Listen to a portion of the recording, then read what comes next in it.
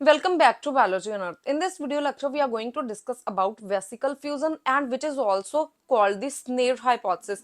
Now, जब proteins की transport होती है तो कुछ organelles जैसे वो organelles which are the part of endomembrane system जिसमें कि आपके आते हैं endoplasmic reticulum, then Golgi, उसके बाद जो है lysosomes और ये जो सभी हैं इनमें जो प्रोटीन्स ट्रांसपोर्ट होते हैं it is in the form of vesicle means जो वेसिकल है ये प्रोटीन की ट्रांसपोर्टेशन में हेल्प करती है।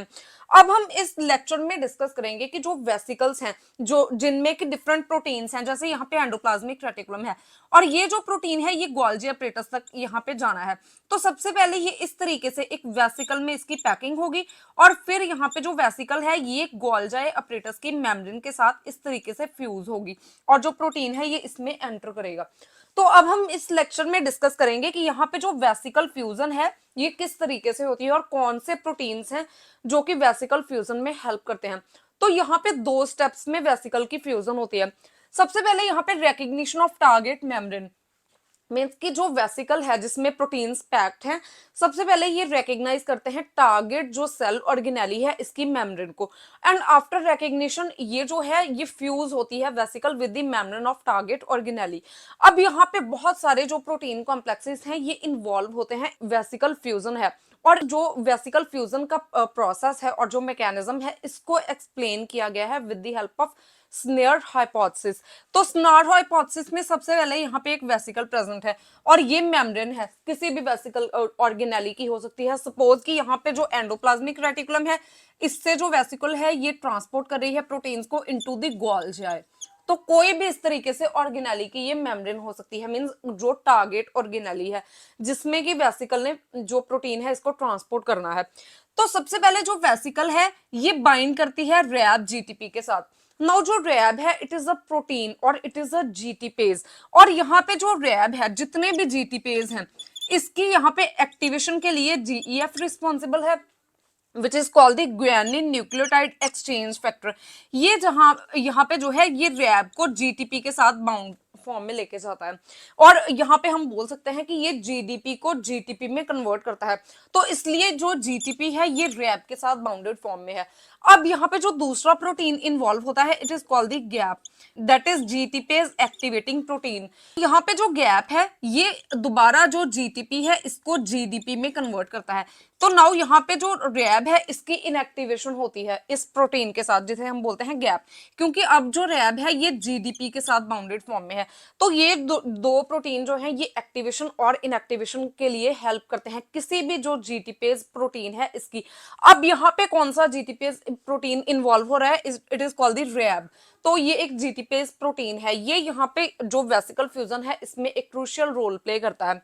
तो जो वेसिकल है इसके साथ जो रैब जीटीपी ये बाइंड करेगा। जो रैब जीटीपी है ये नॉर्मली साइटोसोल में प्रेजेंट होता है इन दिस सॉल्युबल फॉर्म और जब ये यहाँ पे वेसिकल के साथ बाइंड करता है तो जो वेसिकल है इसमें एक स्नेयर प्रोटीन प्रेजेंट है जिसे हम बोलते हैं v snare. V snare means vesicular snare and this is a target membrane.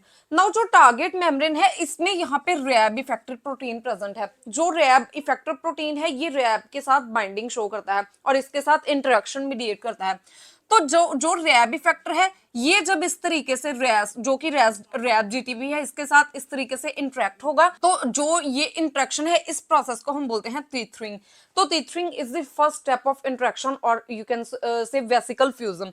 और उसके बाद यहाँ पे जो वी स्नेयर और टी स्नेयर और यहाँ पे जो टी स्नार है ये टारगेट मेम्ब्रेन जो भी टारगेट ऑर्गेनेली की मेम्ब्रेन है इसमें प्रेजेंट होता है। अब जो सेकंड स्टेप है वेसिकल फ्यूजन का इसमें क्या होता है कि यहाँ पे it is called the docking. Docking में क्या है कि जो वेसिकल है अब जो ये इफेक्टर प्रोटीन है ये वेसिकल को इस तरीके से मेम्ब्रेन के पास लेके जाएगा। तो इससे क्या होता है कि जो यहाँ पे वी स्नार और टी स्नार इनके बीच में एक बॉन्डिंग होती है और ये जो कॉम्प्लेक्स की फॉर्मेशन होती है इसे हम बोलते हैं ट्रांस स्नार कॉम्प्लेक्स।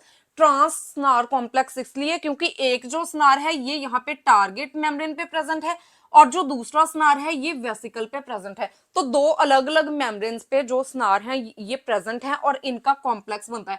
सो अलग अलग मेम्ब्रेन है इसलिए यहाँ पे ट्रांसनार हम टर्म यूज करते हैं। So this process is called as docking. उसके बाद अब आगे क्या होगा कि यहाँ पे जो रैब जीटीपी है इसका जो जीटीपी है इसकी हाइड्रोलिसिस हो जाएगी और ये जो हाइड्रोलिसिस है इसकी एनर्जी को यूज करके यहाँ पे जो वेसिकल है ये टारगेट मेम्ब्रेन के जो लिपिड्स हैं इनके साथ फ्यूजन शो करेगी।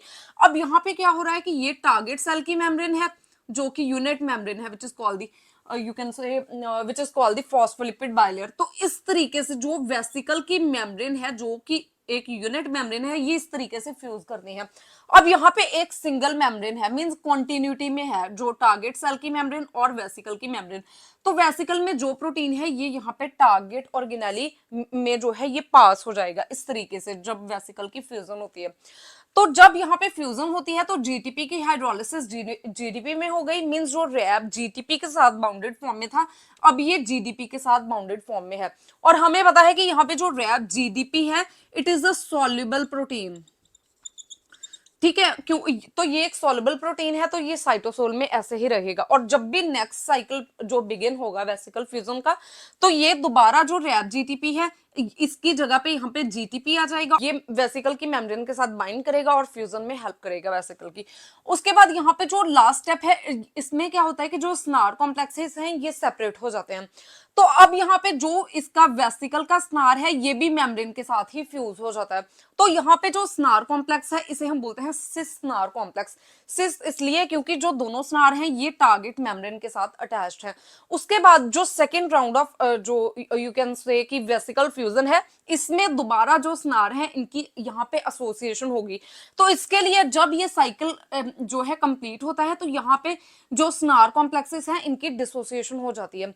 और ये जो डिसोसिएशन है ये दो प्रोटीन्स की वजह से होती है स्नैप एंड एनएसएफ। जो एनएसएफ है ये इस तरीके से जो स्नार है इनकी डिसोसिएशन में हेल्प करता है। नाउ यहाँ पे अगर हम न्यूरॉन्स में बात करें तो जो वी स्नार है it is also called the synaptobrevin और ये यहाँ पे जो न्यूरॉन्स है इनकी मेम्ब्रेन पे प्रेजेंट होता है।